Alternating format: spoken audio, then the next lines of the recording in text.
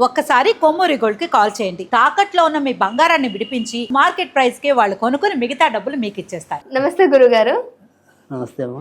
గురుగారు, ఈ ఉగాది నుండి కర్కాటక రాశి వారికి ఏ విధమైన ఫలాలు ఉండబోతుంది? కర్కాటక రాశి వారికి అయితే కనుక ఇంచుమించుగా 60% మంచి ఫలితాలు ఉంటాయి. ఒక 40% మాత్రం మానసిక చింత అనేది ఉంటుంది.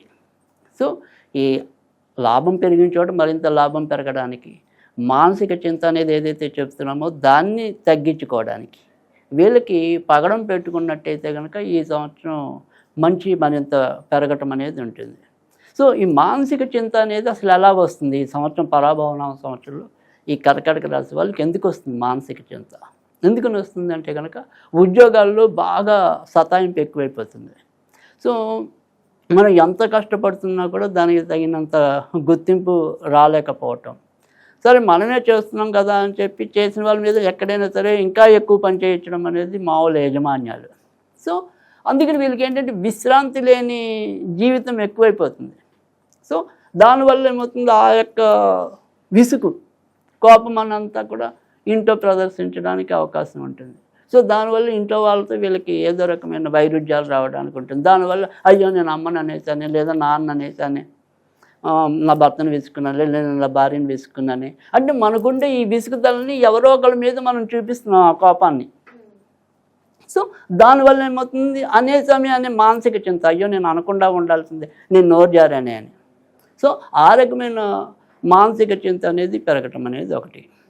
తర్వాత ఉద్యోగాలు సరే ఇక్కడ మనకి బాగా బాధ హరాస్మెంట్ ఏదో పెరిగింది అనుకున్నాం కదా, అలాగని మళ్ళీ మరొక జాబ్ రావాలి అనుకుంటే అది అంత తొందరగా మెటీరియలైజ్ కాలేకపోవటం, అంటే అంత తొందరగా అది రాలేకపోవటం. ఇటేమో ఉద్యోగం పోగొట్టుకోవాలో తెలీదు, చెయ్యాలో తెలియదు. ఆ రకంగా మానసిక చింత అనేది పెరగటం అనేది ఉంటుంది. సో అదొకటి. తర్వాత రెండోది వచ్చేప్పటికి ఏంటంటే ఆర్థికంగా కూడా ఎంత వస్తున్నా కూడా మళ్ళీ ఏమైపోతుంది అనే పరిస్థితి ఉంటుంది.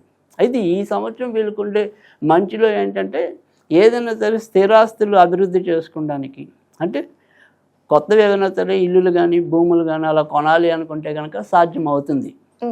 లేదు ఎప్పటి నుంచో ఉన్నది ఏదైనా సరే మనం దాన్ని నిర్మాణానికి తీసుకెళ్దాం, మన దగ్గర ఒక స్థలం ఉంది, దానికి సంబంధించినంతవరకు ఏదైనా సరే ఈ ఏడాది ఇల్లు మొదలెడదామా అనుకుంటే అలాంటి పనులు అవుతాయి.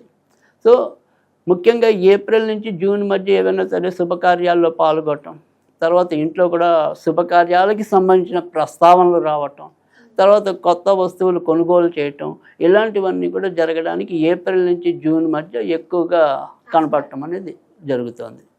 సో సాధారణంగా ఏంటంటే ఈ సంవత్సరం మొత్తం మీద చూసినప్పుడు కూడా అన్ని రాశుల వాళ్ళు కూడా అధిక శాతం ఈ డిసెంబర్ నుంచి రాహుకేతు మారుతారు మనకి గోచారంలో.